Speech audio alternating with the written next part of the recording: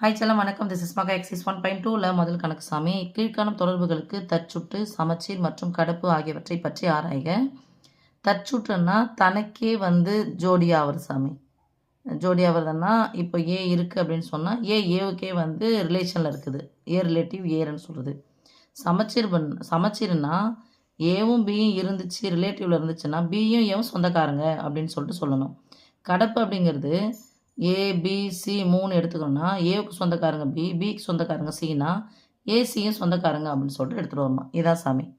இப்போ இது என்ன கொடுத்துருக்காங்களோ அதை மட்டும் தான் நம்ம இது பண்ண போகிறோம். மிகை முழு எண்களில் மிகைனா ப்ளஸ்ஸு, முழு எண்கள் எல்லாமே 1 2 3 தான். +1 +2 அதெல்லாம் சொல்லணும். நம்ம இசட்னு சொல்லிக்கலாமா, +இசட்னு சொல்லுவோம். ஓகே சாமி.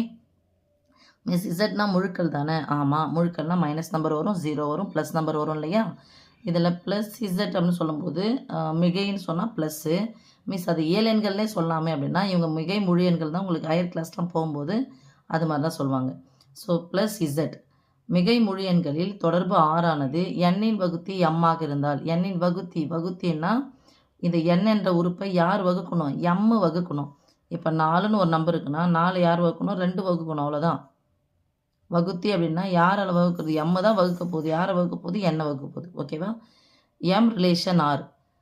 எம் ரிலேஷன் ஆர்னா இது வகுத்துதுன்னா இதுக்கும் உறவு இருக்குது அப்படின்னு சொல்லிட்டு அர்த்தம் சாமி. இது ஃபஸ்ட்டு கணக்கு போடலாமா?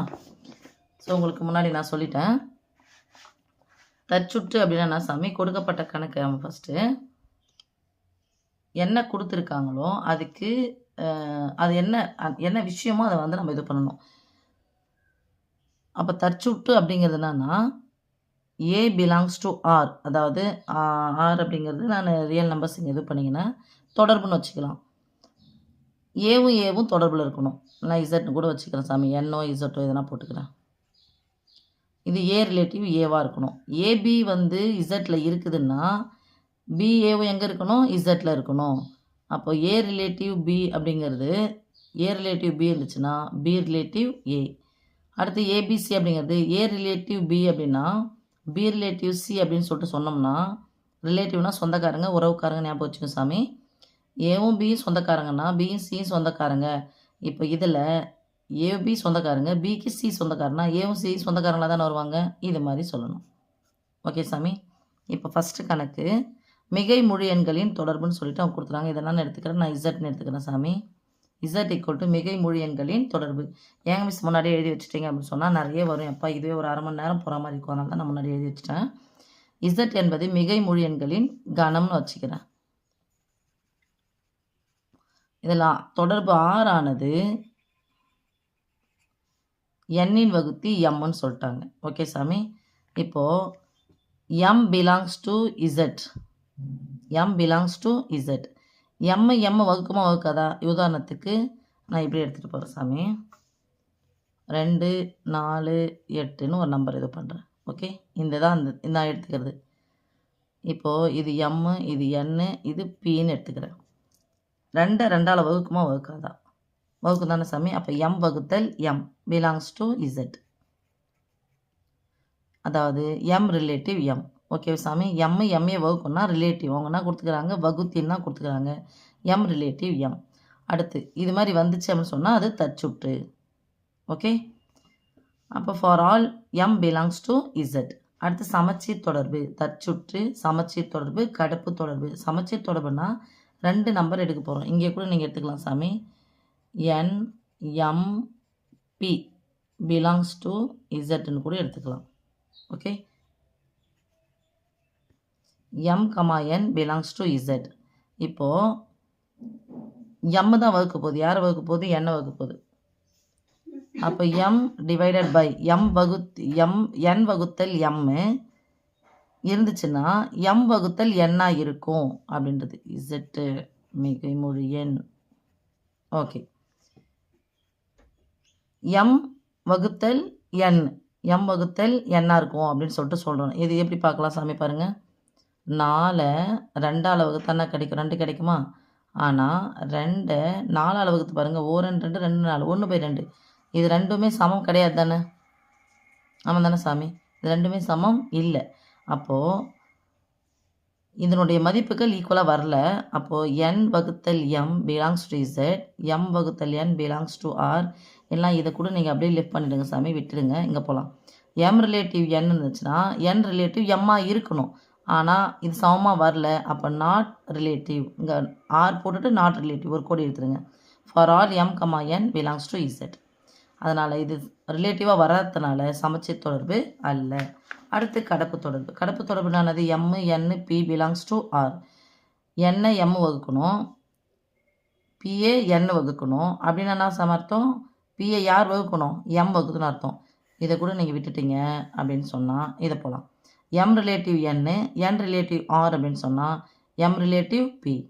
ஓகே சாமி. For all m, n, p belongs to z. இப்போ இந்த இதுவிலே பாருங்கள், 2, 4, 8 எடுத்துக்கணுமா? இதான் m, n, இது p. இப்போது 4 2ஆல் வகுத்தா 2 வந்துடுச்சு, வகுக்க முடியும். இந்த நடுவில் இருக்கிறத விட்டுருங்க. இதை 8 4ஆல் வகுக்கிறோம். 4ஆல் வகுத்தா எவ்வளோ சாமி? 2 நாள் 8. சமம் கிடையாது, வகுக்க முடியுது மீதி இல்லாமல். இப்போ பாருங்கள், 8 2ஆல் வகுத்தானா கிடைக்கும்? 4 கிடைக்கும். வந்துடுச்சா சாமி? அப்போது இது 3மே வகுத்தோம்னு சொன்னால் நமக்கு மிகை முழு எண் வருது. மிகை முழு எண் வருது. எப்பவுமே சொன்னீங்கல்ல, சமம் கிடையாதுன்னா இது மிகை முழு எண் கிடையாது, அரை தசம எண் இது. ஓகே சாமி. முழு எண்ணை தான் நமக்கு வரணும். ப்ளஸில் வந்துருச்சு, ஆனால் இது முழு எண் கிடையாது, பாதி தானே சொல்லுவோம், தசம எண். அதனால தான் நம்ம அதை எடுத்துக்கல. ஓகே. இப்போ இது 3மே முழு எண்ணாக வந்ததுனால R ஒரு கடப்பு தொடர்பு. ஓகே சாமி. செகண்ட் சம்பாமி சாமி. P என்பது தளத்தில் உள்ள அனைத்து நேர்கோடுகளின் கணத்தை குறிப்பதாக கொள்க. தொடர்பு R என்பது L ஆனது M-க்கு செங்குத்தாக இருந்தால் L ரிலேட்டிவ் M என வரையறுக்கப்படுகிறது. செங்குத்து. அப்போ இங்கே கான்செப்ட் எடுக்கிற சாமி நம்ம செங்குத்து. P என்பது தளத்தில் உள்ள அனைத்து நேர்கோடுகளின் கணம் சொல்லியாச்சு. L, M, N சொல்லிட்டு 3 இது வந்து நம்ம எடுத்தாச்சு. பிலாங்ஸ் டு Pயில் இருக்குது. இப்போ பார்ப்பா,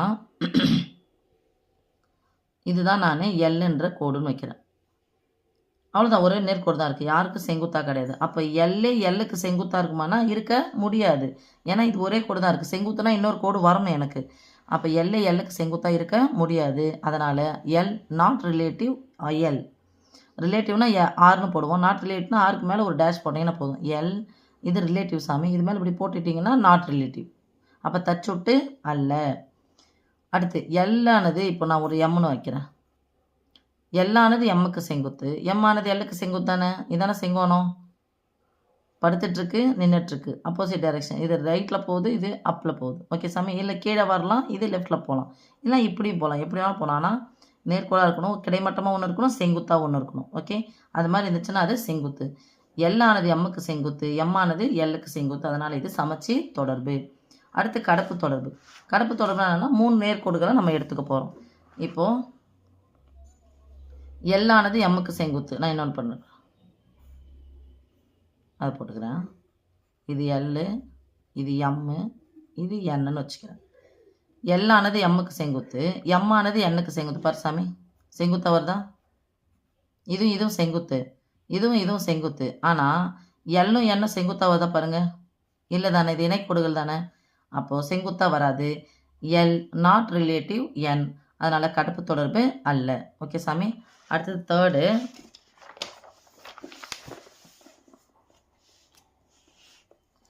A என்பது ஒரு குடும்பத்தின் உறுப்பினர்கள் அனைவரையும் கொண்ட கணமாக கருதுக. A என்பவர் Bயின் சகோதரி இல்லை எனில் தொடர்பு R ஆனது A ரிலேட்டிவ் B என வரையறுக்கப்படுகிறது. சகோதரி இல்லைன்னு எடுத்துக்கிறாங்க, கான்செப்ட் சகோதரி இல்லைன்னு எடுத்துக்கிறாங்க, ரிலேட்டிவ் என வரையறுக்கப்படுகிறது. ஓகே சாமி. இப்போ A ஒரு குடும்பத்தின் உறுப்பினர்கள் அனைவரையும் கொண்ட கணம். தொடர்பு R என்பது A என்பவர் Bயின் சகோதரி இல்லை அப்படின்னு அவங்களே கொடுத்துட்டாங்க. A, B, Cன்னு சொல்லிட்டு 3 பேரையும் நம்ம அந்த ரிலேட்டிவில் எடுத்துக்கலாம். தச்சுட்டு அப்படின்னா சாமி இருக்கணும். Aவுக்கே சகோதரி இல்லாமல் இருக்கணும், Bக்கு சகோதரி இல்லாமல் இருக்கணும், Cக்கே சகோதரி இல்லைன்னு சொல்லிட்டு சொல்லணும். இருக்க முடியாது தானே, அவங்க இல்லைன்னு தானே சொன்னாங்க, நான் இல்லைன்னா எடுத்திருக்கேன். Aவுக்கு சகோதரியாக இருக்கவே முடியாது. அப்போ இது தச்சுட்டு எடுத்துக்கிறதுக்கு ஓகே ஆகுது, அதனால் தச்சுட்டு. அடுத்தது Aவுக்கு B சகோதரி இல்லை, A ஆனது A ஆனதுன்னு போட்டு வச்சுக்கிறேன். A ஆனவர் Bயினுடைய சகோதரி அல்ல. அதே மாதிரி B ஆனது Aயின் சகோதரியா சகோதரியாக இருக்கலாம். எப்படின்னு சொன்னால் எந்த கான்செப்ட் போடலாமா? Brother sister brother sister concept எடுத்துக்கலாம் சாமி. இப்போ நான் ஏ வந்து பிரதர் எடுத்துக்கிறேன், இது சிஸ்டர்னு எடுத்துக்கிறேன். பிரதர், இவர் தான் பிரதர். ஏ ஆனவர் பியின் சகோதரி அல்ல. சகோதரி கிடையாது, ஏன்னா இவர் யார்? சகோதரன். சகோதரி அல்ல எடுத்தாச்சு. ஆனால் இங்கே பாருங்க, இவர் பி ஆனவர் ஏயின் சகோதரி. பி ஆனவர் ஏன் சகோதரின்னு சொன்னால் இவருக்கு இவங்க சிஸ்டர் தானே. இப்போ இங்கே நான் படி எடுத்துக்கிறேன். இவருக்கு இவங்க சிஸ்டரு. ஓகே, அப்போ சகோதரின்னு வந்துடுது. இவருக்கு இவங்க சிஸ்டர்னு வந்துடுது. அதனால் ஆர் ஒரு சமச்சீர் தொடர்பு அல்ல. சகோதரி இல்லைன்னு தான் வரணும், இங்கே சகோதரின்னு வந்துடுது. ஆனால் சமச்சீர் தொடர்பு அல்ல. அடுத்து கடப்பு தொடர்பு. ஏ ரிலேட்டிவ் பி. ஏவுக்கு ஏ ஆனவர் பியின் சகோதரி அல்ல. ஆனவர்னு போட்டுங்க சாமி. ஏ ஆனவர் பியினுடைய சகோதரி அல்ல. ஓகே, பி ஆனவர் சியினுடைய சகோதரி அல்ல. ஏ ஆனவர் சியின் சகோதரி. எப்படி பாருங்க, பிரதர் சிஸ்டர் பிரதர்னு எடுத்துக்கலாம். இவர் பிரதர், இவங்களுக்கு சகோதரி கிடையாது, சகோதரன் தான். ஓகே, சகோதரி அல்ல. அல்லதான் வந்துடுச்சா? இவங்க சகோதரி, இவருக்கு இவங்க சகோதரி.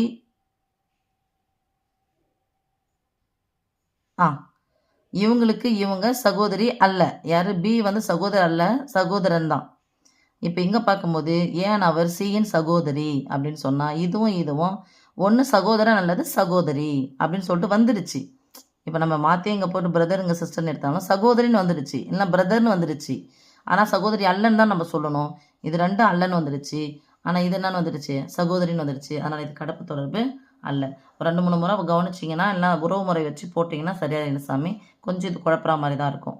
அடுத்து 4வது கணக்கு நான் புக்கில் வாசிக்கிறேன் சாமி. அப்படியே ஏ என்பது ஒரு குடும்பத்தின் பெண் உறுப்பினர்கள் அனைவரையும் கொண்ட கணம்.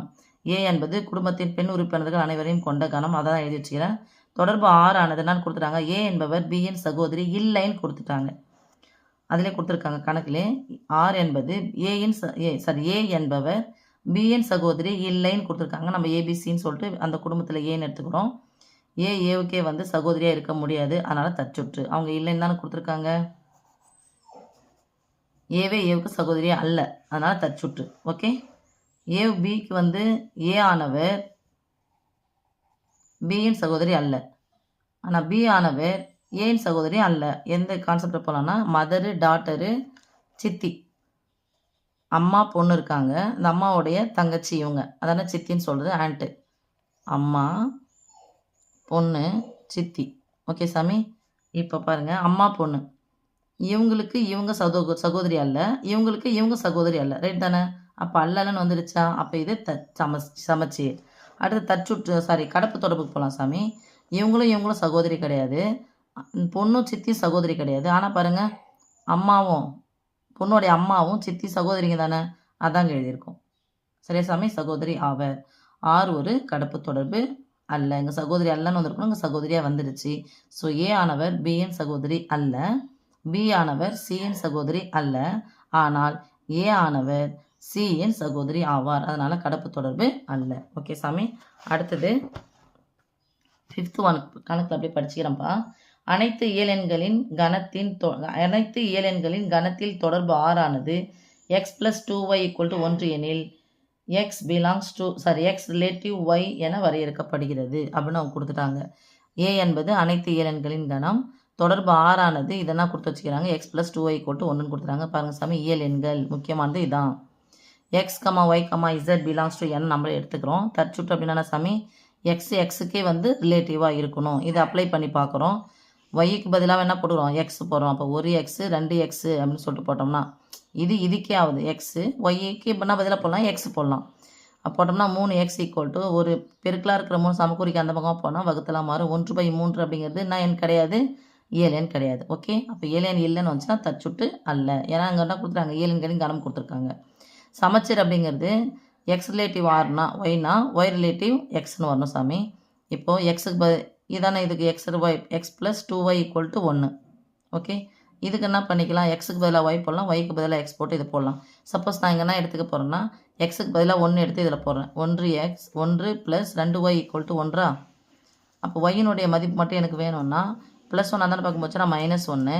அப்போ y = ஆகிடும் சாமி 0 ஆகிடும். 0 அப்படிங்கிறது இயலெண் வராது. அடுத்து ஒய் ரிலேட்டிவ் எக்ஸு அப்படின்னு சொன்னோம்னா ஒய் ப்ளஸ் 2x பதிலாக 1 போடுறேன். அந்த ப்ளஸ் 1 அந்தாண்ட பக்கம் போச்சுன்னா -1 மாறும். -1 இயலெண்ணில் கிடையாது. அதனால் இது XYயினுடைய வெவ்வேறு மதிப்புகளுக்கு பொருந்தாது. எனவே ஆர் ஒரு சமச்சீர் தொடர்பு அல்ல. அடுத்து வந்து கடப்பு தொடர்பு என்னன்னா எக்ஸ் இருக்கணும், ஒய் இருக்கணும், இசட் சாமி. எக்ஸும் ஒய்யும் ரிலேட்டிவ்னா ஒய்யும் இசட்டும் ரிலேட்டிவ்னு XY ரிலேட்டிவ், YZ ரிலேட்டிவ் அப்படின்னு சொன்னால் எக்ஸும் இசட்டும் யார் ரிலேட்டிவாக சொந்தக்காரங்களாக இருப்பாங்க. அப்படின்னா XYZ இதே மாதிரி நம்ம மதிப்புகளை போட்டு பார்த்தோம்னா இயலெண் சிலது வராது. அதனால் தேர்ஃபோர் ஆர் ஒரு கடப்பு தொடர்பு அல்ல. ஓகே சாமி, தேங்க்யூம்மா.